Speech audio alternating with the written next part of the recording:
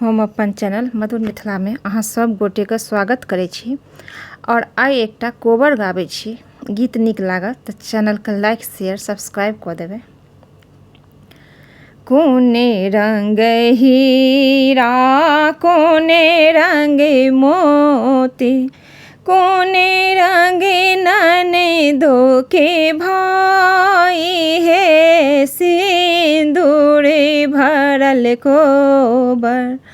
कोने रंग ननदो के भाई है सिंदूर भरल कोबर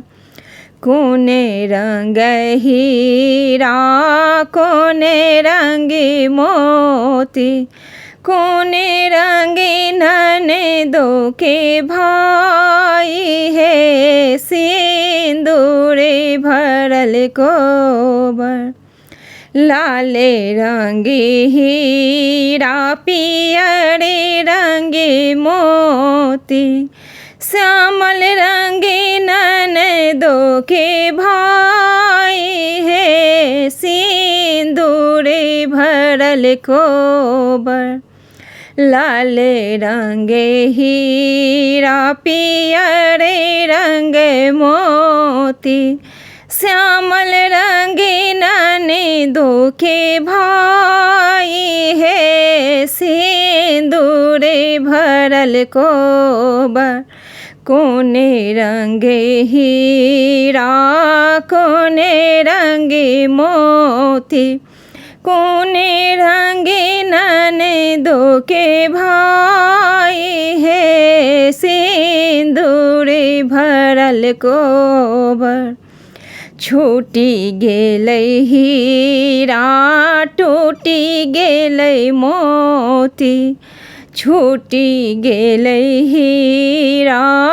टूटी गेलै मोती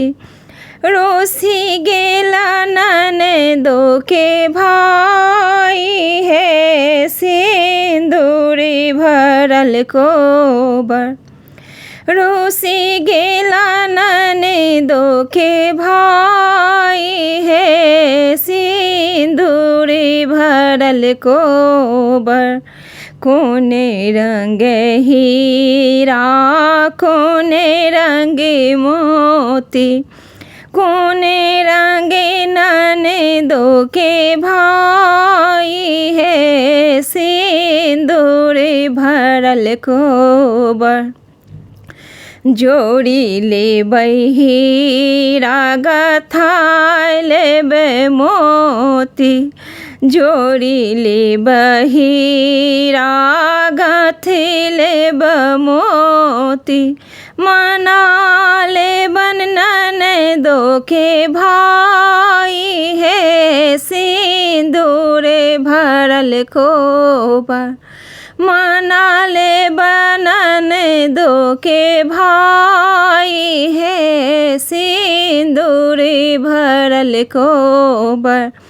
कोने रंग हीरा कोने रंग मोती कोने रंग ननदो के भाई है सिंदूर भरल कोबर कोने रंग ननदो के भाई है सिंदूर भरल कोबर।